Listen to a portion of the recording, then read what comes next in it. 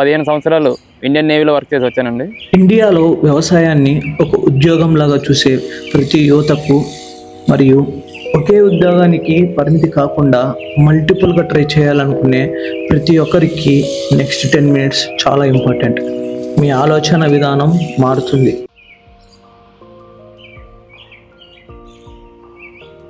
నా పేరు విశ్వేశ్వరయ్య అండి. మాది తిమ్మాపురం గ్రామం, గుంతకల్ మండలం, అనంతపూర్ డిస్టిక్ అండి. నేను ప్రస్తుతం ప్రకృతి వ్యవసాయం చేస్తూ ఉన్నానండి. ఇంతకు మునుపు నేను 15 సంవత్సరాలు ఇండియన్ నేవీలో వర్క్ చేసి వచ్చానండి. తర్వాత వ్యవసాయం మీద మక్కువతో, అంటే మా ఫ్యామిలీ బ్యాక్గ్రౌండ్ మొత్తం వ్యవసాయం బ్యాక్గ్రౌండ్ అండి. ఆ మక్కువతో నేను వాలంటీర్ రిటైర్మెంట్ తీసుకొని మా సర్వీస్ నుంచి ఇక్కడ వచ్చి మా యొక్క 20 ఎకర్స్ పొలం అండి. ఇది మొత్తం 20 ఎకర్స్లో నేను ఒక మ్యాప్ లాగా ప్లాన్ చేసుకొని ఏ విధంగా వెళ్ళాలి అని ప్లాన్ చేసుకుంటే నాకు ఇంటిగ్రేటెడ్ ఫార్మింగ్ అనేది నా ముందుకు వచ్చిందండి. అంటే నా ఆలోచనలోకి వచ్చింది. ఈ పద్ధతిలో ఒకే పొలంలో పంటలు, జంతువులు ఇంకా మిగతా పనులన్నీ కలిసి నడుస్తుంటాయి. ఇక్కడ ఒక పని ఇంకో పనికి ఉపయోగపడుతూనే ఉంటుంది. న్యాచురల్ ఫార్మింగ్ చేయాలి అంటే మనకు ఆవులు కావాలి. ఆవులు కాబట్టి అదొక పార్ట్ అండి. ఆవులు డైరీ అదొక పార్ట్ ఉంది.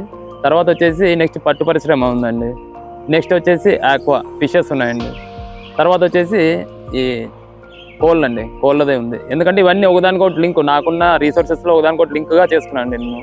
లింక్ అంటే ఇప్పుడు ఆవులు ఉన్నాయండి. మనం ప్రకృతి వ్యవసాయం చేయాలంటే ఆవు పేడ, ఆవు మూత్రం కంపల్సరీ అండి, బేసిక్ ఎలిమెంట్స్ అనమాట. కాబట్టి ప్రకృతి వ్యవసాయంలో అవి యూజ్ అవుతాయండి.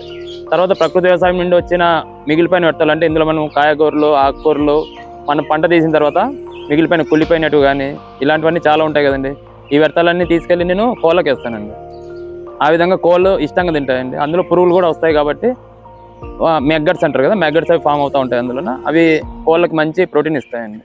అలాగా అవుతుంది. తర్వాత కోళ్ళకి ఇచ్చిన తర్వాత కోళ్ళ నుంచి వచ్చే వ్యర్థాలండి, కోళ్ళ పెంట కానీ ఇదంతా అది మళ్ళీ పండ్ల చెట్లకు మనం వేస్తామండి. మన పండ్ల చెట్లు చాలా ఉన్నాయి మనం ఇప్పుడు ప్రకృతి వ్యవసాయం చేసే దాంట్లోన. ప్లస్ పళ్ళకి ఇస్తాము. ప్లస్ ఆ పెంట వచ్చేసి మనము ఫిషెస్ కూడా బాగా యూజ్ అవుతుందండి. ఫిషెస్ మనం ఫిష్ పాండ్లో వేస్తే కన్నా అది కూడా యాజ్ ఎ ఫీడ్ యూజ్ అవుతుంది అనమాట. అలా అండి. అప్పుడు ఫిషెస్ ఉన్నాయండి.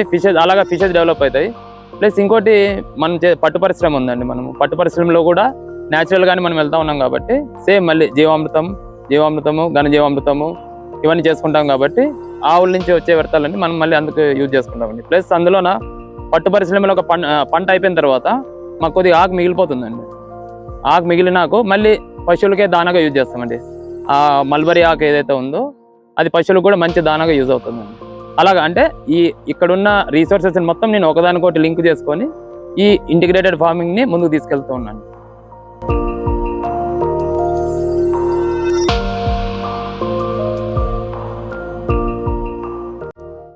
ఇది మన పట్టు పరిశ్రమ షెడ్ అండి మొత్తము. ఇందులో వచ్చేసి మనము ప్రస్తుతానికి పురుగులు ఉన్నాయండి, పురుగులు నడుస్తూ ఉన్నాయి. మా ప్రస్తుతం ఉన్న మనం ఈ పట్టు పురుగులో 2 రకాలు ఉంటాయండి. ఒకటి వచ్చేసి బయోవోల్టిన్ రకము, ఇంకోటి వచ్చేసి క్రాస్ బ్రీడ్ రకం అనమాట, సిబి అంటారు.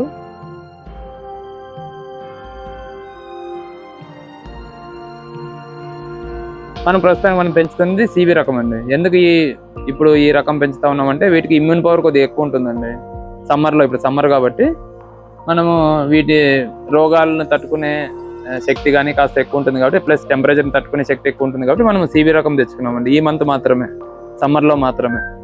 లేదంటే మనం బయోవోల్టిన్ ప్రిఫర్ చేస్తామండి. ఎందుకంటే బయోవోల్టిన్లో ఈల్డింగ్ అనేది బాగా ఎక్కువ వస్తుంది, ప్లస్ డిమాండ్ కూడా ఎక్కువ ఉంటుందండి, ప్లస్ ప్రైసెస్ కూడా బయోవోల్టిన్ ఎక్కువ ఉంటాయండి సిబి రకం కన్నా.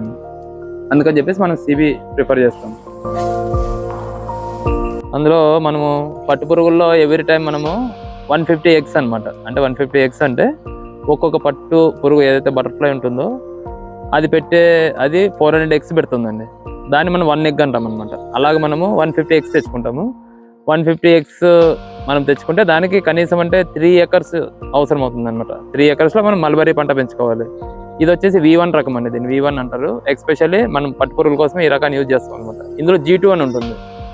అందులో ఫ్రూట్స్ వస్తాయండి, మల్బరీ ఫ్రూట్ కూడా వస్తుంది కదా మనకు, అది G2 వెరైటీ అండి. అందులో మనము యాజ్ అ ఫ్రూట్ కోసం యూజ్ చేసుకోవచ్చు. ప్లస్ దాని ఆకుని మల్బరీ పురుగులు కూడా తింటాయి అనమాట, పట్టు పురుగులు కూడా తింటాయి. అంటే మొదటి దశలో స్టార్టింగ్ ఒక 1 వీక్ ఆ ఆకు యూజ్ చేసుకోవచ్చు అనమాట, G2 అనేది. మొత్తం ఒక 3 వీక్స్లోన 3 ఎకర్స్ ఆఫ్ మల్బరీ ఆకులు మొత్తం అయిపోతాయి అనమాట. మొత్తం పంట అయిపోయిన తర్వాత మనం వీటి కూడా అంతే అండి, కింద మొత్తం బుడాల వరకును మనం ప్రూనింగ్ చేస్తాం అనమాట. నీట్గా ప్రూనింగ్ చేసిన తర్వాత మళ్ళీ నెక్స్ట్ 45 days కొత్త పంట రావడానికి చాలా ఫాస్ట్గా పెరుగుతుందండి ఈ పంట. విత్ ఇన్ 45 daysలో మనం మళ్ళీ నెక్స్ట్ రెడీ అయిపోతుంది అనమాట. నెక్స్ట్ మళ్ళీ మనం పురుగులు తెచ్చుకోవడానికి రెడీ అయిపోతుంది.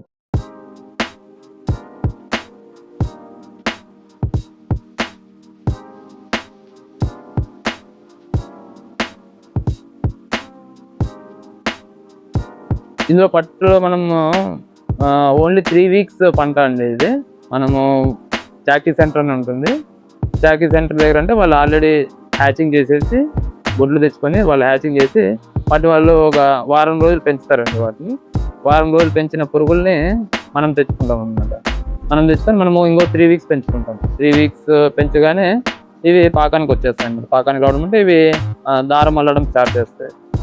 ఓన్లీ 3 weeks కాబట్టి విత్ ఇన్ 1 monthలో మనకు ఒక పంట అనేది చేతికి వచ్చేస్తుందండి. విత్ ఇన్ 1 monthలో మనం కష్టపడితే మనకు యాజ్ ఏ శాలరీ లాగా ఇది ఉంటుంది. మనకి నార్మల్ జాబ్ చేసినప్పుడు మంత్లీ శాలరీ వస్తుంది కదండి, అలాగే ఇందులో కూడా ఒక 3 weeks మనం కష్టపడి చేసుకుంటే ఎక్కువ లేబర్ కూడా అవసరం లేదండి. ఒక 3 ఉంటే కానీ మనం ఇంట్లోన మన కుటుంబ సభ్యులకు 3 ఉన్నా కానీ మనము మంచిగా చేసుకోవచ్చు అనమాట. ఇందులోనూ ఇది మనకు CB రకం అనేది 3 weeks తర్వాత ఒక 1.5 days మొత్తం పట్టు కూడా అల్లేస్తుందండి. అదే క్రాస్ బ్రీడ్ అనేది CB రకం వచ్చేసి. అదే బయోవోల్టిన్ అయితే కింద దారం అల్లడం స్టార్ట్ చేసి ఒక 4 daysకి మొత్తం అల్లేస్తుందండి. వాటిని అల్లిన తర్వాత మనం ఆ పట్టుగూళ్ళని తీసుకెళ్ళి మనము గవర్నమెంట్ మార్కెట్ ఏదైతే ఉందో అందులో విక్రయించేస్తామండి. అంతే, అక్కడికి అయిపోయింది. మనకు రావాల్సిన ఆదాయం మనకి సేమ్ టైం వాళ్ళు ఇచ్చేస్తారండి, పే చేసేస్తారు అంతే అండి. అంటే 1 month లోపల అనమాట. తర్వాత 1 month మన పంట అయిన తర్వాత వచ్చేసి షెడ్ మొత్తం డివార్మింగ్ చేసుకోవాలండి. మొత్తం అంటే డిస్ఇన్ఫెక్షన్ చేసుకోవాలి. ఎందుకంటే ఇది చాలా డెలికేట్ అండి. పట్టు పురుగులు ఏ రకమైన 2 రకాలు చాలా డెలికేట్గా ఉంటాయి. ఇందులో చిన్న వైరస్ లాంటిది వచ్చేసిందంటే మొత్తం పంట మొత్తం పోతుంది అనమాట. అందుకని చెప్పి మనము ఇందులో మెయింటైన్ చేసుకోవాల్సింది మెయిన్గా టెంపరేచరు ప్లస్ డిస్ఇన్ఫెక్షన్ అనమాట. అంటే ఎలాంటి వామ్స్ లేకోకుండా మనము పంట అయిపోయిన తర్వాత మొత్తం షెడ్ మొత్తం ఇదంతా క్లియర్ చేసేసి ఇందులో బ్లీచింగ్ కానీ లేదంటే ఫార్మాలిన్ కానీ లేదంటే క్లోరిన్ కానీ వీటితో మనం మొత్తం షెడ్ మొత్తం స్ప్రే చేసి క్లీన్ చేసుకుంటామండి. పంట అయిన తర్వాత మళ్ళీ నెక్స్ట్ టైం పంట తెచ్చుకోవాలి అంటే ఇంకొక 40 days పడుతుందండి. ఎందుకు మనకి ఈ మల్బరీ ఆకు రావాలంటే ఒకసారి మనం కట్ చేసుకున్న తర్వాత పంట అయిపోయిందంటే మళ్ళీ పంట రావడానికి 40 to 45 days పడుతుందండి. ఆ 45 days తర్వాత మనం మళ్ళీ షెడ్ని ఒక 2 times పురుగులు తెచ్చుకునే ముందు మనం ఇంకో 2 times డిస్ఇన్ఫెక్ట్ చేసుకోవాలంటే మొత్తం స్ప్రే చేసేయాలి. ఇప్పుడు నేను చెప్పిన విధంగా బ్లీచింగ్ పౌడర్తో కానీ లేదంటే ఫార్మలిన్తో కానీ అలా డిస్ఇన్ఫెక్షన్ చేసుకొని తర్వాత మళ్ళీ మనము ఫ్రెష్గా కొత్త పంట తెచ్చుకోవచ్చు అనమాట. ఇంతకుముందు చెప్పిన విధంగా 1 week ఏజ్ పురుగులు తెచ్చుకొని మళ్ళీ మనం 3 weeks మళ్ళీ పెంచుకోవచ్చు.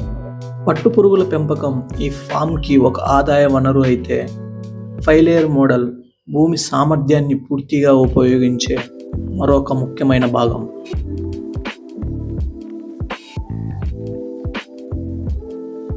శ్రీకాంత్ గారు, మనం అనుకున్న 5 అంచెల వ్యవసాయం, ప్రకృతి వ్యవసాయంలో 5 layer మోడల్ అంటారు కదా, అదే అనమాట ఈ మోడల్ మొత్తము. ఇందులో వచ్చేసి మనము 60x60 బ్లాక్లు ఉంటుందండి. 60x60 బ్లాక్లో వచ్చేసి మొత్తము ఇలా వరుసలు చూస్తూ ఉంటారు చూడండి. ఇది ఒక మునగ వరుస, ఇలాగ పప్పాయి అరటి వరుస ఇది ఉంటుంది. ఇందులో టోటల్ 81 trees వస్తాయండి మనకి మొత్తానికి. 81 treesలో వచ్చేసి 36 మునగ చెట్లు వస్తాయండి. 36, 20 వచ్చేసి అరటి చెట్లు ఉంటాయి, 16 వచ్చేసి పప్పాయి ఉంటాయండి. ప్లస్ 4 కార్నర్స్లో 4 వృక్షాలు ఉంటాయండి, మహావృక్షాలు. అంటే మామిడి కానీ లేదంటే పనస కానీ అలాగా. తర్వాత వచ్చి 60x60 కదండి, 30 అడుగుల మధ్యలో వచ్చేసి వృక్షాలు ఉంటాయండి. అంటే జామ కానీ సపోటా కానీ అలాంటివి ఉంటాయండి. అలాగా టోటల్గా 9 lines ఉంటాయి. ఒక్కొక్క లైన్లో 9 trees అనమాట. అంటే 9x9 81 trees వస్తాయి. అది బేసిక్ మోడల్. దాని తర్వాత వచ్చేసి ఇందులో మనము కింద వైపు మనం ఆకుకూరలు వేసుకోవచ్చండి. అంటే మనం మునగ వరుస అయితే ఏదైతే ఉందో ఇందులో ఆకుకూరలు మంచిగా వస్తాయండి, చాలా బాగా వస్తాయి ఆకుకూరలు ఇందులోనూ. తర్వాత వచ్చేసి పప్పాయి అరటి వరుస అయితే ఉందో అందులో పసుపు కానీ లేదంటే కాయగూరలు, ఏ కాయగూరలో వేసుకోవచ్చండి. టమాటా, వంకాయ అలాంటివి ఏమన్నా వేసుకోవచ్చు. అలా ఉంటుందండి. ప్లస్ మునగ వరుసలో మనం ఏం చేస్తామంటే అండి, ఇప్పుడు మునగ చెట్లు ఉన్నాయి కదా ఇలా, ఇవి మనం ఇక్కడ ఒక 4 feet సైట్లో వచ్చేసి మునగకి నేను ఇంకా ఆ కాన్ఫిగరేషన్ చేయలేదండి, నేను చేయబోతున్నాను. ఇక్కడ మునగ వరుస ఉంది కదండి, మునగ చెట్టుకి మనకు కర్ర కట్టేస్తాం. ఇలాగా కర్ర కట్టేసి పందిరిలాగా అనమాట. ఈ మునగ పొడం ఏదైతే ఉందో ఇక్కడ మనం క్రీపర్స్ ఒక విత్తనం నాటేస్తాం. క్రీపర్స్ అంటే లైక్ కాకర కానీ అలా సొరకాయ అని లేదంటే బీర కానీ ఇవన్నీ నాటేసి ఇలా చెట్టు ఎక్కించేసి మనం ఏదైతే కర్ర ఇలాగా కట్టేస్తామో కర్ర మీద వచ్చేసి అవి ఎయిర్లో గ్రోత్ అవుతాయండి. అంటే మనము ఈ చెట్లు ఎలాగో ఉన్నాయి, ప్లస్ కింద వచ్చేసి ఆకుకూరలు, పైన ఎయిర్లో వచ్చేసి క్రీపర్స్ ఉంటాయండి. ఆకుకూరల కింద వైపు మనము పసుపు కూడా వేసుకుంటాం, పసుపు అల్లము అలా కింద కూడా ఉంటాయి అనమాట. అంటే ఎందుకు ఇలాగ మనం ప్లాన్ చేసుకుంటామంటే ఎవ్రీ టైం మనకి ఇన్కమ్ అనేది ఉండాలండి. రైతు అయిన తర్వాత ఏదో మనం మోనోక్రాపింగ్ అలా వేసి సంవత్సరం పొడుగుతా వెయిట్ చేసే పని లేదండి. ఎందుకంటే ఆకుకూర లాంటివి ఇవన్నీ 20 డేస్లో వచ్చేస్తాయి ఇక్కడ. కాబట్టి 20 డేస్లో ఇది ఇన్కమ్ ఉంటుందండి ఆకుకూరలు, అది డైలీ ఇన్కమ్. ఇంకా తర్వాత వచ్చేసి ఒక 3 మంత్స్లో కాయగూరలన్నీ 3 మంత్స్ పంటలు అండి. టమాటా కానీ వంగ కానీ ఇవన్నీ 3 మంత్స్లో వచ్చేస్తాయి. అలాగే క్రీపర్స్ కూడా అండి, ఇవన్నీ 3 మంత్స్లో వచ్చేస్తాయి అన్నమాట. తర్వాత 9 మంత్స్లో మనకి మునగ లేదంటే అరటి, ఈ పపాయ ఇవన్నీ వచ్చేసి మనకి 9 మంత్స్ 1 ఇయర్ మంత్లీ వచ్చేస్తాయండి. అలాగంటే ఇయర్ పొడుగుతున్న మనకి సంపాదన అనేది ఉంటుంది అనమాట, ఇన్కమ్ అనేది ఉంటుంది. అలాగే 3 ఇయర్స్కి జామ, నిమ్మ ఇవన్నీ 3 ఇయర్స్ పంటలు అండి, అవి 3 ఇయర్స్లో వచ్చేస్తాయి, 2 to 3 ఇయర్స్లో. తర్వాత మనం మా వృక్షాలు ఏవైతే ఉన్నాయో మామిడి ఇవన్నీ వచ్చేసి 4 ఇయర్స్ అండి, 4 to 5 ఇయర్స్లో వచ్చేస్తాయి. కాబట్టి 5 లేయర్ ఫార్మింగ్ ఎంచుకోవడానికి మెయిన్ కారణం ఇదే అండి. అంటే ఎవ్రీ టైం మనకు ఇన్కమ్ అనేది ఉంటుంది. ఇది ఏదో హ్యూజ్ క్వాంటిటీ ఎక్కువ మొత్తంగా భూమి ఉండే వాళ్ళకి అవసరం లేదండి, అలా కూడా చేసుకోవచ్చు. చిన్న కారు రైతులు అంటే 1 ఎకరు 2 ఎకర్స్ ఉండే వాళ్ళకి ఇంకా చాలా బాగుంటుందండి. అంటే ఆ చిన్న ప్లేస్లోన సింగిల్ ఒకే క్రాప్ వేసుకోవాలన్నా కానీ, గ్రౌండ్ నట్ అలా వేసుకున్నా కానీ ఇన్కమ్ అనేది చాలా తక్కువ వస్తుంది. అంటే క్రాప్ బిల్డింగ్ కూడా చాలా తక్కువ వస్తుంది. దాని బదులు మనం ఈ మోడల్ ఇలాగా సెలెక్ట్ చేసుకుని ఇలా చేసుకుంటే ఎవ్రీ టైం మనకి ఇన్కమ్ అనేది ఉంటుంది, ఇన్కమ్ జనరేట్ అవుతూ ఉంటుంది రౌండ్ ద క్లాక్. అంటే హోల్ ఇయర్ ఎవ్రీడే ఇన్కమ్ అనేది వస్తూ ఉంటుందండి. అందుకు నేను ఎంచుకోవడానికి కారణం కూడా అదే అండి. ఇందులో వచ్చేసి లాభాలు ఒకటే కదండి, నష్టాలు కూడా ఉంటాయి. అవి వచ్చేసి నేను ఫేస్ చేసిన నష్టాలు ఏంటంటే, నాకు కోళ్ళు పెంచుకుంటాను కదండి, ఇంటిగ్రేటెడ్ ఫార్మింగ్ అని చెప్పాను కదా, కోళ్ళు ఉన్నాయి కాబట్టి నేను కోళ్ళకి కొద్దిగా సరిహద్దు ఇంకా వేసుకోలేదండి. దానివల్ల కోళ్ళు ఇందులోకి వచ్చేసి మన ఆకుకూరల్ని అలాంటివి రానివ్వలేదు అనమాట. నేను ఒక్కసారి వేసుకున్నాను అంతే, తర్వాత ఆ ప్రాబ్లం అనేది ఫేస్ చేసుకుంటానండి. ఆ కోళ్ళకి ఇప్పుడు సపరేట్గా ఐసోలేట్ చేస్తాను నేను, బౌండరీ కట్టర్ వేసేసి ఇందులోకి రాకోకుండా. ఇది కూడా అండి, కోళ్ళు ఇలాంటి జంతువులు కొద్దిగా లోపలికి రానివ్వకూడదండి. మెయిన్ కోళ్ళు అండి, కోళ్ళు కానీ ఇందులోకి వచ్చాయంటే ఆకుకూరలు, ఈ పెద్ద చెట్లు పర్లేదు కానీ ఆకుకూర లాంటివి ఉన్నివ్వండి మొత్తం తినేస్తాయి అసలు. నేను ఫేస్ చేసిన ఇంకో ప్రాబ్లం ఏంటంటే పప్పాయి అండి. పప్పాయి ఒకటి నాకు సీడ్ సరిగా లేకో, లేదంటే నేను కొద్దిగా కేర్ తీసుకోకో పప్పాయి అనేది నాకు ఈల్డింగ్ సరిగా రాలేదండి. అదొకటి పప్పాయి ఒకటి నష్టపోయానండి. మునగ చాలా బాగా వచ్చిందండి. మునగలో నేను 1 ఎకర్ వేసుకున్నానండి. 1 ఎకర్లో 12 బాక్స్ వస్తాయి, 60 into 60 బాక్సెస్ 12 వస్తాయండి. నేను 1 ఎకర్లో మునగ ఒక్కటే ఒక పంట. ఇప్పుడు లాస్ట్ ఉగాది నుండి స్టార్ట్ చేస్తే ఇప్పటి వరకు అండి నేను ఒక 6 కోతల నుంచి 7 కోతలు మార్కెట్కి వేసానండి. అందులో నాకు 25,000 to 30,000 ఇన్కమ్ అనేది జనరేట్ అయింది ఓన్లీ మునగ నుంచి. నెక్స్ట్ ఇప్పుడు అరటి రెడీగా ఉందండి, ఇప్పుడు మనకి అరటి వచ్చేస్తుంది. అంతే అండి. ఇవన్నీ అంటే నష్టాలు మనం కొద్దిగా మేనేజ్ చేసుకొని వెళ్తా ఉంటే నష్టాలు అంటే ఏమి ఉండవండి. ఇందులో మనం వేరే పంటలాగా వేసేసాము ఏదో వదిలేసాము అనేది ఉండదండి. ఇందులో ఎవ్రీడే ఏదో వర్క్ ఉంటుందండి. అంటే గ్యారెంటీగా కలుపు తీయడం కానీ కొద్దిగా, లేదంటే మిగతా మేనేజ్ చేసుకోవడం కానీ. అంటే మనకు ఆకుకూరలు వేసుకున్నామంటే ఇంకా డైలీ వర్క్ ఉంటుందండి. ఎందుకంటే ఆకుకూరలు ఆన్ డైలీ బేసిస్ మనము హార్వెస్ట్ చేసుకోవాలి. అందుకని చెప్పి డైలీ వర్క్ ఉంటుందండి ఇందులోన. అంటే ఎక్కువ మనిషి కూడా అవసరం లేదండి. ఇంట్లో 2-3 ఇంట్లో ఉన్న మన కుటుంబ సభ్యులే ఒక 2-3 ఉంటే మంచిగా మనం ఇందులో ఈల్డింగ్ తీసుకోవచ్చండి. యాజ్ ఏ స్మాల్ షాప్ లాగే ఉంటుందండి. అంటే వ్యవసాయం కాదు కానీ ఒక వ్యాపారంలా మనం చేసుకోవచ్చు అంతే అండి. అందుకని చెప్పి ఇందులో లాభదాయకమే కానీ నష్టాలు అంటే ఏమి ఉండవండి. ఇక్కడ పంటలు మాత్రమే కాదు, జంతువులు కూడా ఈ వ్యవస్థలో ఒక భాగమే. అందుకే దేశీ కోళ్ళ పెంపకాన్ని కూడా కలిపి నిర్వహిస్తున్నారు.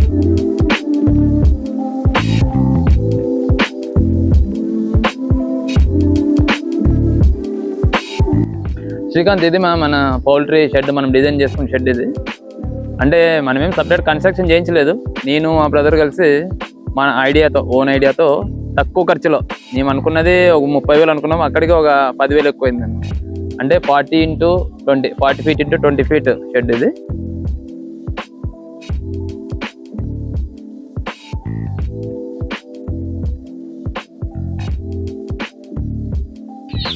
ఇలా ఇందులో ఇది 40 అండి, పొడవు 40, అడ్డము 20 feet. ఇలాగ డిజైన్ చేసుకొని ఇందులోన మళ్ళీ ఒక 10 feet సపరేట్ పోర్షన్ చేసుకున్నామండి. ఎందుకంటే చిన్నపిల్లల కోసం, కొత్తగా వచ్చిన కోడి పిల్లలు ఉన్నాయి కదా, వీటి కోసం మనము సపరేట్గా ఒక 10 feet డివైడ్ చేసుకొని ఇందులోనే వాటికి ఫీడింగ్ ఇస్తా ఉన్నాం. అంటే ఒక 2 months ఓల్డ్ అయ్యేంత వరకు అనమాట. 2 months ఓల్డ్ అయిన తర్వాత మనం మళ్ళీ పెద్ద కోళ్ళతో పాటు బయటకు వదిలేస్తాం. ప్రస్తుతానికి అయితే చిన్న కోళ్ళు బయటకు వదలమండి. ఎందుకంటే బయట మాకు గద్దల బెడద లేదంటే కానీ అడవి పిల్లలు బెడద ఉంది కాబట్టి చిన్న పిల్లల్ని బయటకు వదలము. ఒక 2-3 months వరకు మనం ఇందులో ఉంచేసి తర్వాత మనం బయటకు వదిలేస్తామండి. ఇలా అండి ఒక 10 feet ఇది. అటువైపు వచ్చేసి పెద్ద కోళ్ళ కోసం అటువైపు స్పేస్ పెట్టామండి. ఇది శ్రీకాంత్, ఇది మెయిన్ పెద్ద కోళ్ళ కోసం ఈ పోర్షన్ ఉందన్నమాట. ఇందులోన అటు సైడ్ మనం చిన్న కోళ్ళు అనుకున్నాం కదా 10 feet, మిగతా 30 feet వచ్చేసి మనం పెద్ద కోళ్ళకి అకామిడేట్ చేసాం ఇక్కడ. అందులో కూడా మనం డే టైం మొత్తం ఉండవు కాబట్టి కోళ్ళు మనం డే టైం బయటకు వదిలేస్తాం అనమాట. మార్నింగ్ 6 o'clock వదిలేస్తే ఈవినింగ్ మళ్ళీ 6:30 కల్లా అవి వచ్చేసి ఆటోమేటిక్గా అవే వచ్చేస్తాయి. ఇంకా ఒక రోజు అలవాటు అయిన తర్వాత వాటి కోసం అని చెప్పేసి మనం ఈ సెటప్ చేసామండి. ఇది కూడా ఎక్కడ చూసిండేది కాదు, మన ఓన్ డిజైన్ అనమాట. అంటే మనం ఇన్ని రోజులు అవి ఎలా కూర్చుంటాయి, ఎలా నైట్ అంతా ఎలా ఉంటాయి, వాటికి ఏ విధంగా ఉంటే కంఫర్టబుల్ ఉంది అని చెప్పి ఆలోచించి ఈ డిజైన్ మనము చేసుకొని ఓన్గానే మనము ప్రిపేర్ చేసుకున్నాం అనమాట, ఎవరి దగ్గర లేకోకుండా. ఇందులో వచ్చేసి ఈ 30 feet స్పేస్లో వచ్చేసి ఈ డిజైన్ ప్రకారం మనము కోళ్ళను పెంచుకుంటే ఒక 1000 కోళ్ళు పెంచుకోవచ్చు ఇందులో. ఇంకా మిగతా కన్స్ట్రక్షన్ మొత్తం బ్యాంబూస్, తర్వాత ఈ జ్యువెలరీ లాంటివి. ఈ కోడి జ్యువెలరీ అంటారు కదండి, ఇది కంపల్సరీ అండి, గ్యారెంటీగా వేసుకోవాలి. ఎందుకంటే పాములు బెడద అట్లా ఉంటుంది కాబట్టి. మెయిన్ విషయం అదే అండి.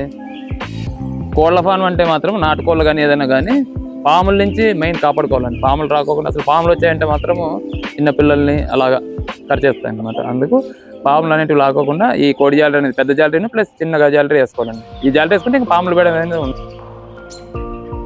ఈ ఫామ్లో కేవలం వ్యవసాయం మాత్రమే కాదు, ఒక కుటుంబ వారసత్వం కూడా. ఇక్కడ ఉన్న ఈ బావి వారి తాతగారి కాలంలో నిర్మించబడింది.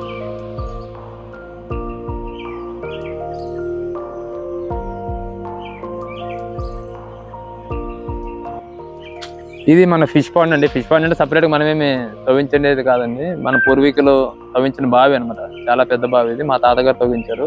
అందుకని చెప్పి మేము పూర్తి చేయలేదండి బావిని. ఈ కాలంలో చాలా మంది పూర్తి చేస్తూ ఉన్నారు అనమాట. పూర్వీకులు తవ్వించిన బావుల్ని పూర్తి చేసి ఆ ప్లేస్ని కూడా యూజ్ చేసుకున్నారు అనమాట, వ్యవసాయం కోసం కానీ ఇంకా వేరే విషయాల కోసం. కానీ మేము అలా కాకోకుండా ఈ బావిని పూడ్చుకోకుండా వాటర్ వస్తూ ఉంటుందండి. ఇప్పుడు వర్షాలు లేవు కాబట్టి ఈ సమ్మర్లోన కొద్దిగా వాటర్ తగ్గిందండి. లేదంటే ఎప్పుడు సంవత్సరం పొడితేనూ వాటర్ అనేది ఉంటుంది. అందుకని చెప్పేసి ఎందుకు ఖాళీగా వదిలేయడం అని చెప్పేసి నేను అనంతపురం ఫిషరీస్లో వెళ్ళేసి ఒక 1000 ఫిషెస్ పిల్లలు ఉంటాయి కదండి, చేప పిల్లలు తెచ్చి ఇందులో వదిలేసానండి. అది కూడా మంచి బాగానే మనకి ఈల్డింగ్ వచ్చిందనమాట. పోయిన సంవత్సరం తెచ్చి వదిలానండి. అవి కూడా 1 to 1.5 kilo వరకు వచ్చాయండి సైజు. ఒక రకమే వదిలానండి ఇందులోన, ఒక రకం ఫిషెస్. కట్ల అంటారు కదండి, కట్ల రకం అనమాట. అది బేసిక్ రకం కట్ల, రోహు కట్ల అంటారు కాబట్టి కట్ల వెరైటీని వదిలేనండి. అది ఆల్రెడీ మనం తీసామండి చాలా వరకు. ఇందులో 1000 పిల్లలను వదిలేస్తే మనకు దగ్గర 100 నుంచి ఫస్ట్ టైం తీసినప్పుడు 100 నుంచి 150 kilos అమ్మినామండి మనం ఇందులో. అంటే ఏదో మనము అంటే ఒక పార్ట్ కాబట్టి మన ఇంటిగ్రేటెడ్ ఫార్మింగ్ అనుకున్నాం కాబట్టి అందులో ఒక చిన్న పార్ట్ కాబట్టి ఇందులో నుంచి కూడా మనం ఇన్కమ్ అనేది జనరేట్ చేసుకోవాలనే ఆలోచనతోన అలా మనం తీసుకున్నామండి. అంటే సపరేట్గా మనం దీని గురించి మార్కెటింగ్ చేయాలి ఫుల్ ఫ్లెడ్జ్ దీని మీద కాకోకుండాను ఇందులో ఒక భాగం కాబట్టి ఒక 150 నుంచి 200 kilos వరకు ఇందులో అమ్మానండి నేను. అలా అండి, అంటే ఉన్న రీసోర్సెస్ మొత్తం యూజ్ చేసుకుంటామండి. అంటే ఏది వదులుకోకుండా మొత్తం ఈ 20 acres ఫామ్లో అందులో ఇది ఒక భాగం. ఇది కేవలం ఒక ఫామ్ కాదు, ఒక ఆలోచన. ప్రకృతిని నమ్మితే భూమి మనల్ని ఎప్పుడూ నిరాశపరచదు. Thank you for watching.